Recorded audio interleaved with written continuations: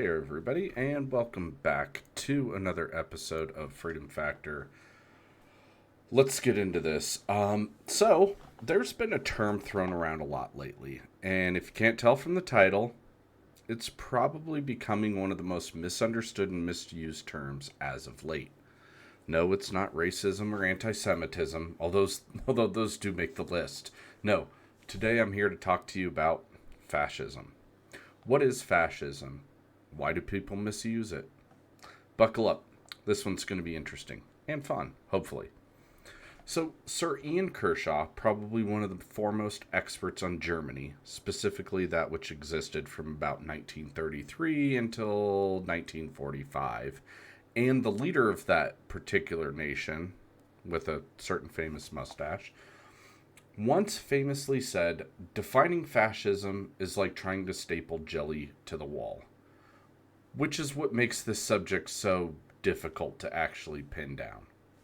While there's no set, concrete, widely accepted textbook definition of the term, although many do make efforts to try to define it, Merriam-Webster says fascism is, quote, a populist political philosophy, movement, or regime that exalts nation and often race above the individual, that is associated with a centralized autocratic government headed by a dictatorial leader, and that is characterized by severe economic and social regimentation and by forcible suppression of opposition. But to truly understand the term, we have to look at the history.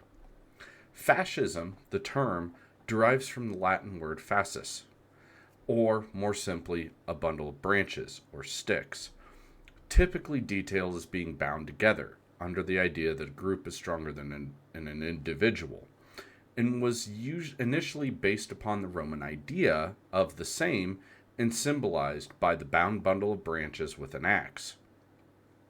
Fascism first came to prominence with Benito Mussolini under the idea of fascismo, and later was partially adopted by Adolf Hitler as an authoritarian ideology rooted in strong nationalism or ultranationalism, militarism, and a placement of the state before the individual in social, political, and economic matters within a strict government-controlled nation.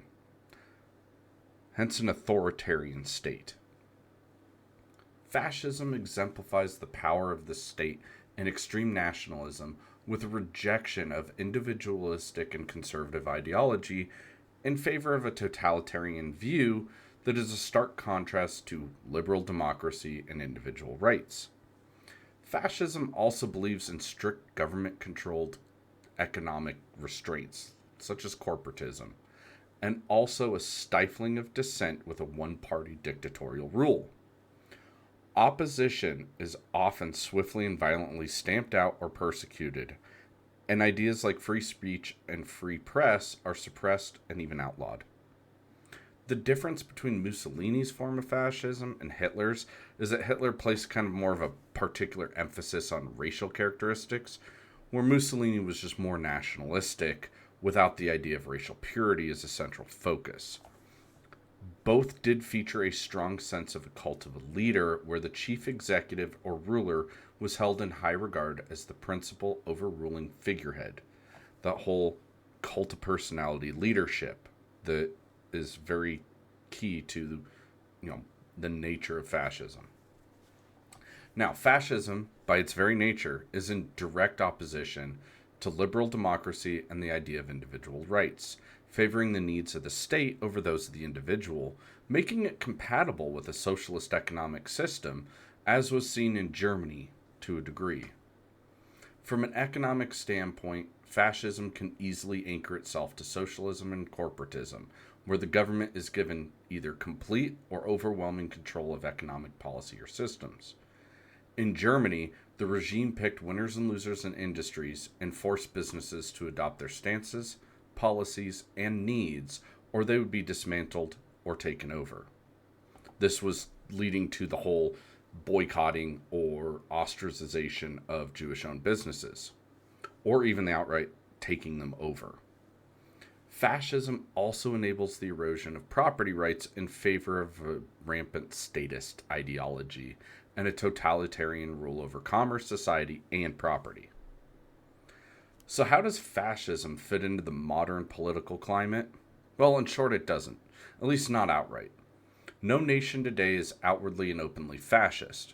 Many have many characteristics of fascism, but as with such any broad array of traits, almost any nation with this, that, or another can be accused of displaying fascist traits just because has a military or they're patriotic or their culture embraces their nation's ideology doesn't necessarily mean they're fascist, even though those are aspects relating to fascism. For example, North Korea has many fascist traits. It's a totalitarian, one party, militaristic, cult of personality, supreme authority figurehead ruled nation. But really, in actuality, North Korea is more of a hereditary communist dynasty or communist monarchy.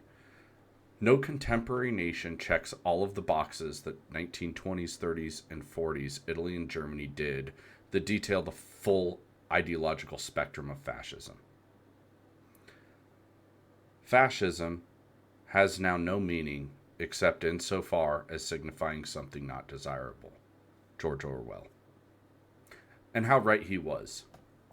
Often we hear the term, Donald Trump and the Republican Party are fascists. You keep using the word. I do not think it means what you think it means. This couldn't be further from the truth, and this accusation is proof that the accuser fails to understand both republicanism and fascism. Does Donald Trump exhibit a cult of personality? Absolutely. So do many world leaders, though, who aren't fascists. Justin Trudeau, as one example. Fascism is often defined as a, quote, far-right, end quote, ideology. But so is anarchism, and the two are so diametrically opposed that it's almost laughable that they would fall on the same side of the political spectrum. Which is why I feel the modern idea of the political spectrum is flawed. But that's a discussion for a completely another time. Fascism, much like socialism, advocates for the overarching control of the state. Anarchism seeks to abolish the state. Fascism places emphasis on the importance of the state and nation. Anarchism places emphasis on individualism and pursuit of autonomy. The fascist idea is all the sticks bundled together for strength, whereas the anarchist idea is that all the sticks are individuals, but they exist harmoniously to pursue their individual destiny. What other traits of fascism are on display with the modern GOP and MAGA movement? Nationalism, sure, but on its face, nationalism and patriotism are very similar. Patriotism is described as a love and pride in one's nation, whereas nationalism is often, in kind of a negative context, defined as a belief in national superiority. It's best detailed as this concept. Patriotism. I love my country. Nationalism. My country is better than yours. Often, the America First ideology is attributed to nationalism, even though generally there's no superiority or malicious intent with the thinking, only that the United States should first take care of the United States and its needs.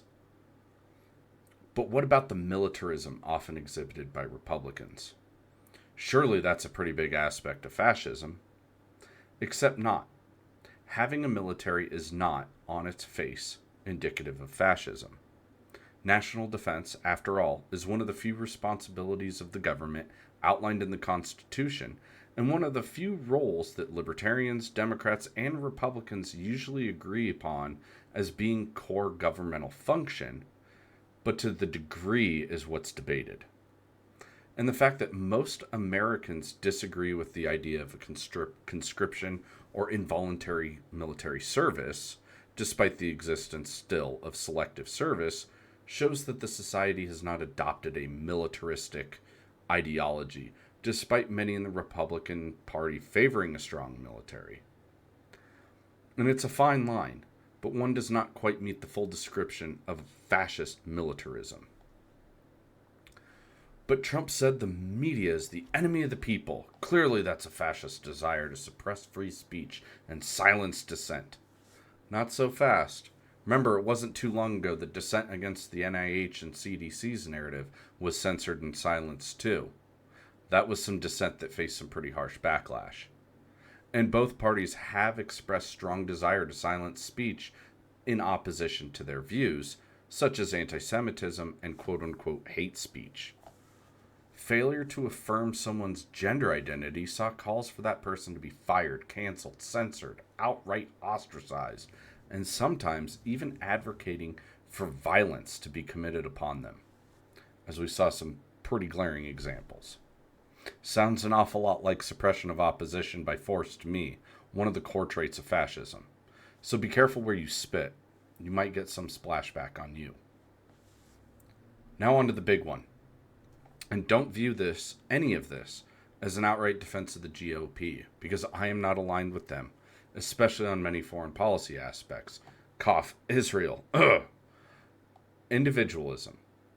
For as long as I've been alive, most on the right, especially within the Republican persuasion, have been steadfast supporters of individual liberty. It's one of the big areas where Republican and libertarian ideology converge. The rights of the individual are held sacred and are of high value in both political ideological preferences.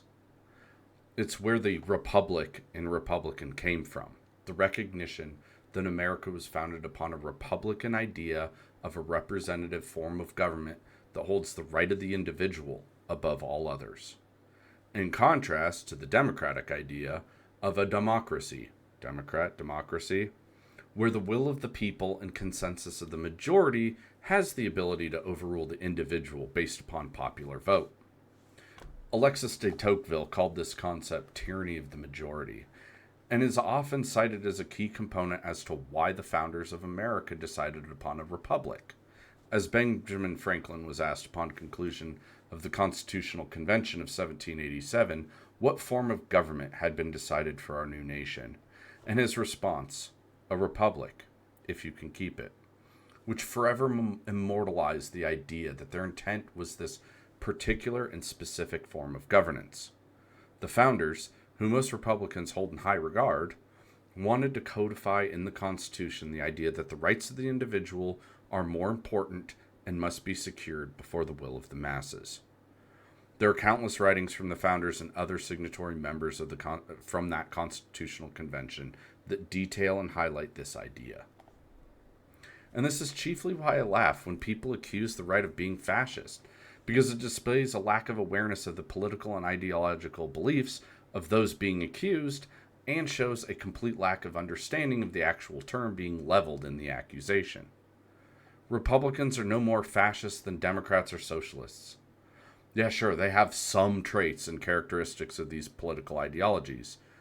Sure, but everything has some spillover from some other opposing ideology. Is charity not just a voluntary form of welfare? Further, fascism rejects the idea of traditional values and traditional beliefs in favor of a revolutionary and totalitarian uprising to usurp power. Not a consent of the governed that American culture has fostered for 249 years, and certainly not a favorable reflection upon the founding of this nation that is held by many on the right. In fact, traditional values are a core tenet of the right's beliefs. So the use of the term fascist to describe one's opposition is not only inaccurate, it's also intellectually dishonest. And anyone who actually believes that the other side is, in fact, fascist doesn't know the word they're using and simply uttering a baseless and ignorant pejorative an attempt to derail rational and logical conversation. It's dismissive, imbecilic, and obtuse. And we really should learn to discuss our protestations with each other and others' ideology more accurately and intelligently. So, just a short video here on what fascism is and why, under any lens or any objective viewpoint, Donald Trump may display some fascist traits, but is not outright fascist. And while the Republicans have some ideology that could possibly sort of in a Venn diagram have minor overlap with fascism, does not make it a fascist ideology or a fascist party. And also, there can be a lot of other overlap with the Democrats that overlap with fascism in that exact same Venn diagram. So, again, like I said, be careful how you spit and where you spit, because some of it may get back on you. So, thanks for tuning in. Be sure to leave a like and subscribe. It really helps the channel out. And I'll catch you guys on the next one.